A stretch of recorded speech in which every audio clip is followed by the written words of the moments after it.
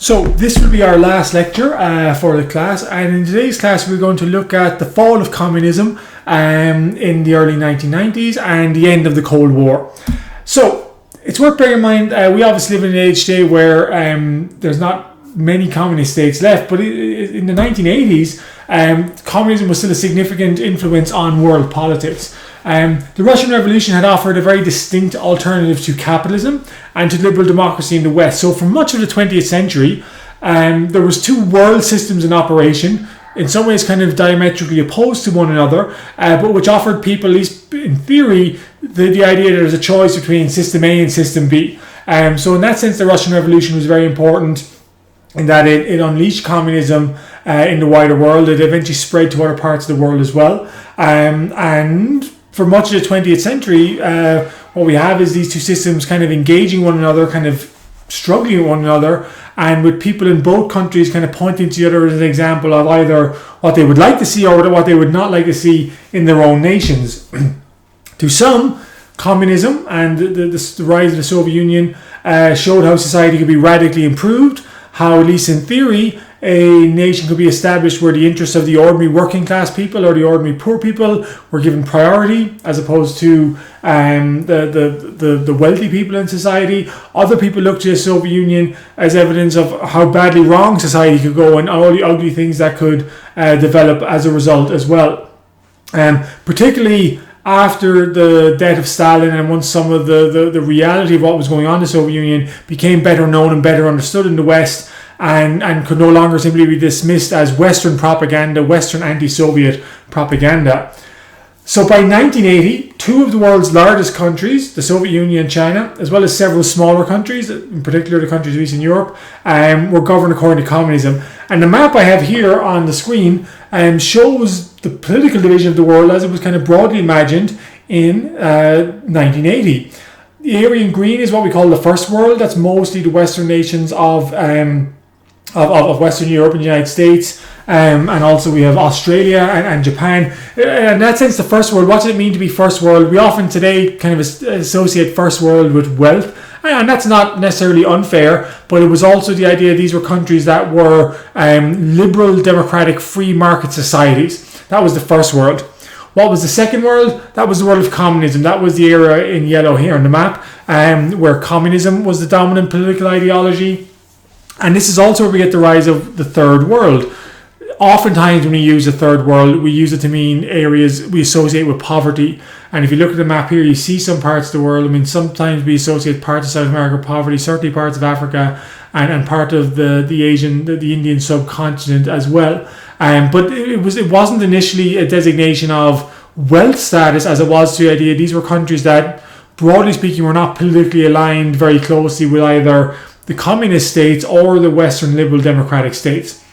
So much of the world was divided between the kind of the First and Second World. Today there are only 5 communist nations left on Earth.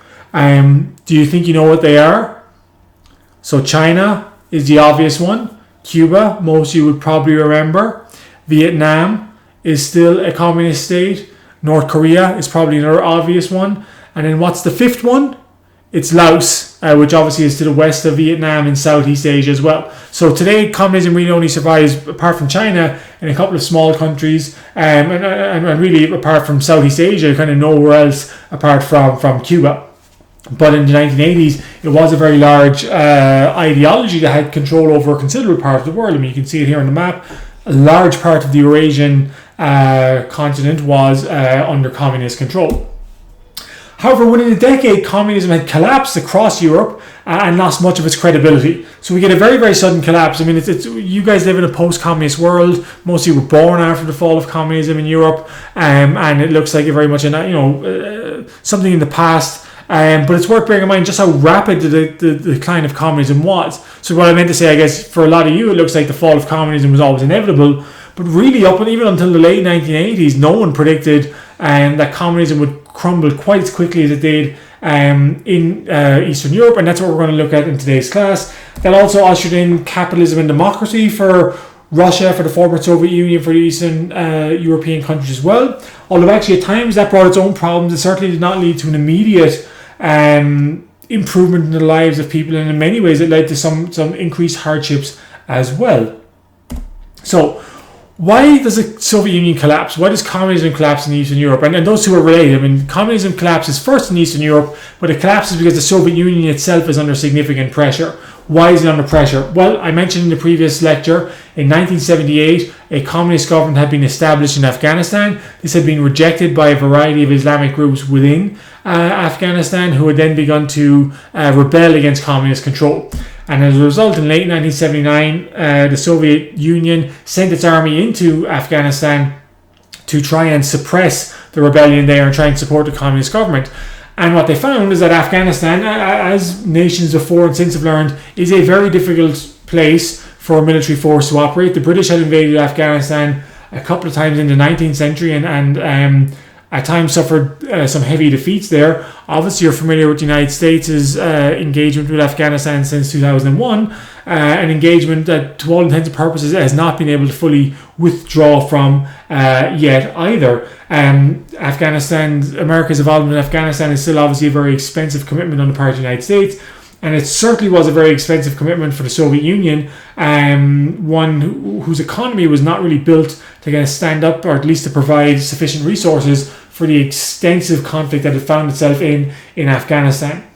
And of course, over the course of this war, the United States was also supplying, as part of its policy of containment, supplying weapons and finances for the Islamic forces in Afghanistan. And that becomes a controversial thing in later American history when Afghanistan becomes the base for Al-Qaeda, which carries out the 9/11 attacks on the United States, which is a bit of a tangent for our lecture. But the point being that one reason that the Islamic fighters in Afghanistan were able to resist the Soviet Union so well is that they were receiving significant financial support from the United States.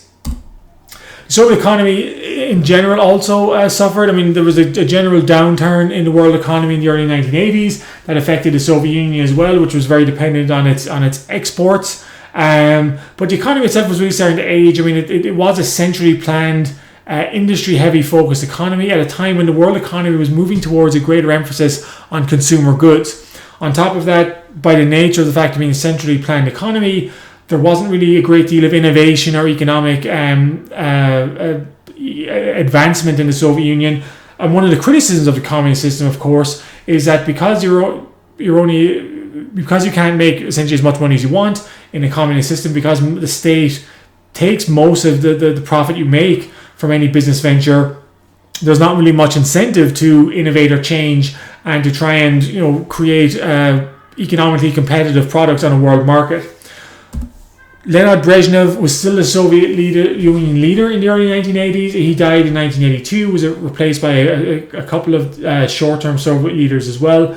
But he had not, in some ways, kind of resembled Stalin in not taking great care to ensure that there was a proper order of succession for what would happen when he died. He didn't do much to kind of promote new leaders within the Soviet Union, and therefore there was very little new thinking, very little innovation emerging within the Soviet Union itself about how to handle the variety of problems it faced in trying to keep its economy together.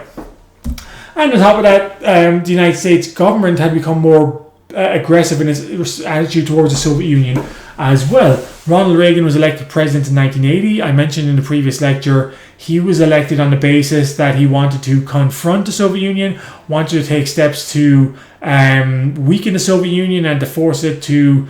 I think it would be a stretch to say that Reagan actually envisioned the Soviet Union collapsing anytime in the short term, but certainly to weaken its global influence and perhaps its control over Eastern Europe as well. So what did this involve? Firstly, it involved a military build-up in the United States itself. That American, under Ronald Reagan, the United States concentrated on building up its own nuclear arsenal, which forced the Soviet Union to respond in kind. And from the American point of view, this was a benefit for the United States because essentially the Soviet economy wasn't strong enough to march the United States step for step in terms of trying to enhance its military potential and its nuclear arsenal. On top of that, Reagan tried to encourage other oil-producing countries to flood the market with oil. And right now, you guys might be familiar, there's something kind of similar happening with the global oil market at the moment, that if there's too much oil on the market, the price of oil drops.